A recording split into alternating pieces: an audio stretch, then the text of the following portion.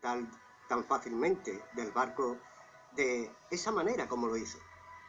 Ellos vacilaban y se jactaban, presumían grandemente, diciendo de que el barco Titanic haría historia, ya que ni el mismo Dios lo hundiría. Resultados, en verdad hizo historia. En eso no se equivocaron, pero una historia de tristeza, de desolación y de mortandad.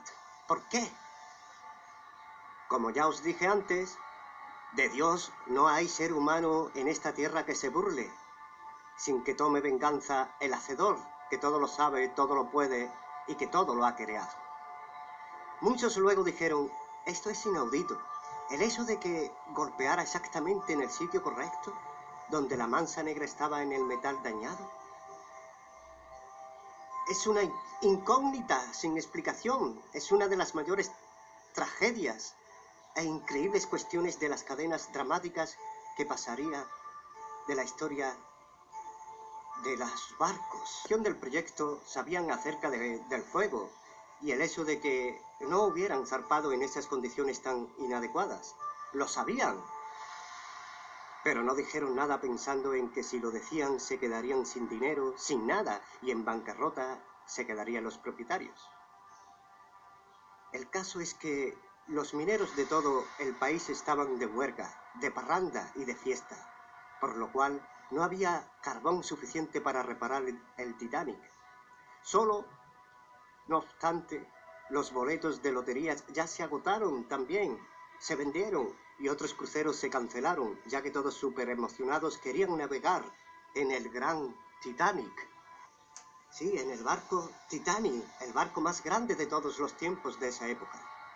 Los propietarios del barco compraron todo el carbón que pudieron encontrar, incluido en otros barcos. Por lo tanto, según ellos, suspender el viaje para ellos era algo totalmente inaceptable.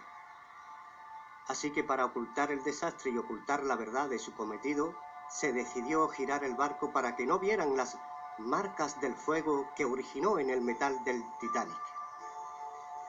Y así comenzó el viaje alocado del orgullo necio y mezquino de estos guías de ciegos. Si un ciego guía a otro ciego, ambos caerán en el hoyo, como así está escrito y reflejado en las escrituras. El interior del Titanic fue inspirado en el Hotel Rex de Londres. La gran escalera recorría 7 de las 10 cubiertas del barco y estaba decorada con pinturas, querubines de bronce y paneles de roble. Las instalaciones para los ricos, los de primera clase, según ellos. Pero Dios no hace acepción de personas. La primera clase contaban con una piscina con agua templada, un baño turco, un gimnasio, una pista de quads y un salón de bellezas.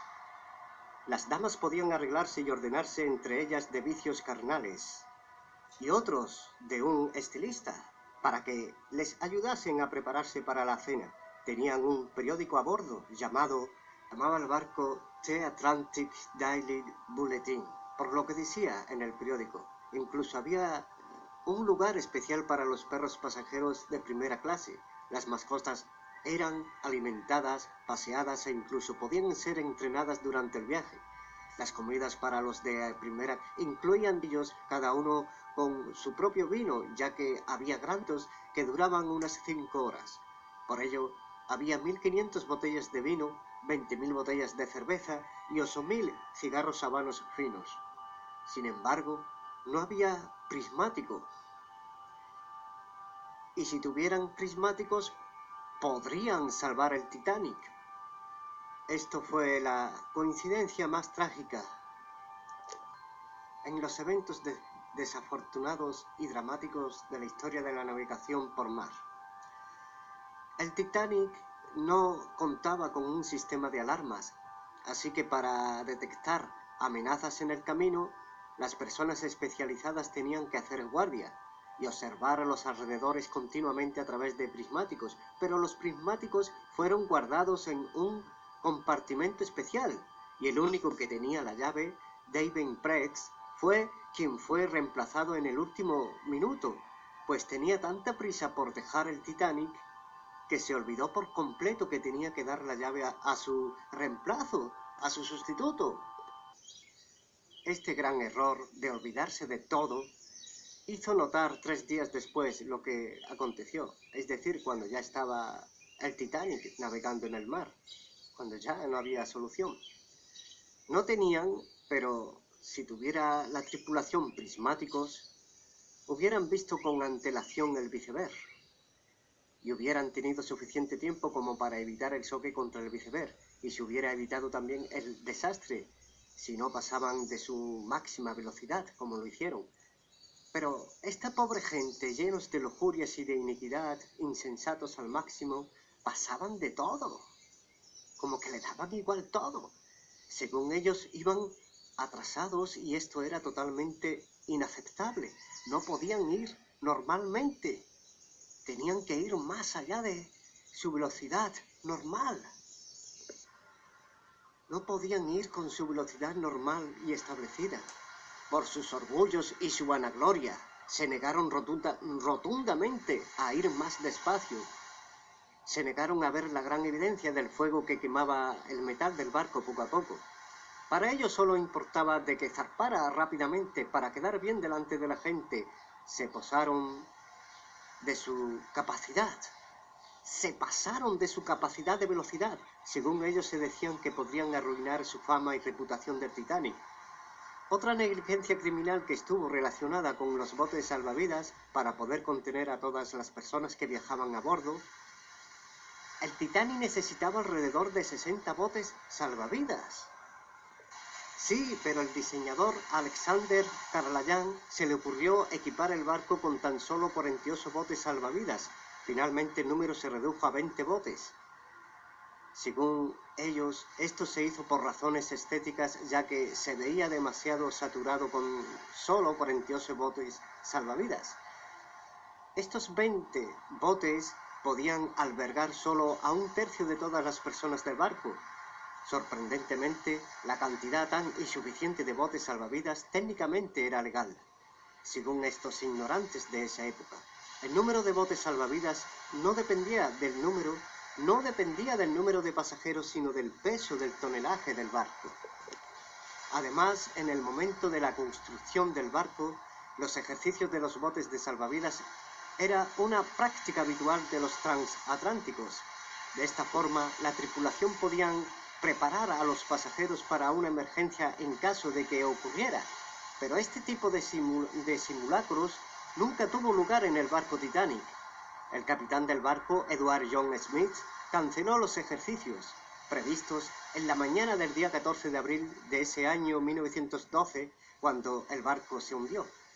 Nadie supo las razones del por qué hizo eso, no se supo su decisión cuál fue, específicamente teniendo en cuenta de que el hecho de que otros barcos habían estado transmitiendo avisos y advertencias sobre los icebergs por aquellas zonas flotantes, pero no prestaron la debida atención que se requería a estos asuntos. Muchos culparon con el capitán Smith por permitir que el primer lote del bote salvavidas se quedara medio vacío. El primer bote con hasta 65 asientos y solo llevaban a 27 personas. ¿Por qué no estaban llenos los botes? A lo primero la gente no quería abandonar el barco, ya que no se daban cuenta de que estaban en muy grave peligro. El capitán Smith reprobó su primer examen de navegación.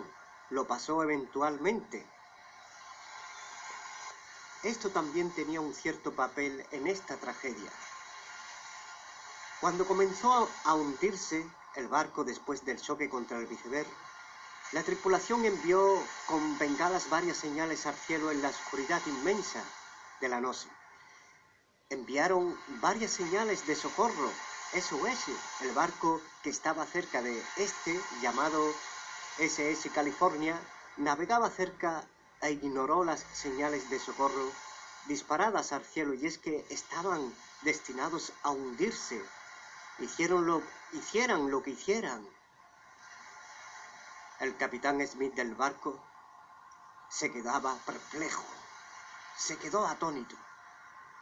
Y el otro capitán del barco SS California que estaban a su alrededor estaba sin trabajo y no le ayudaron en nada anteriormente cuando eso salió a la luz.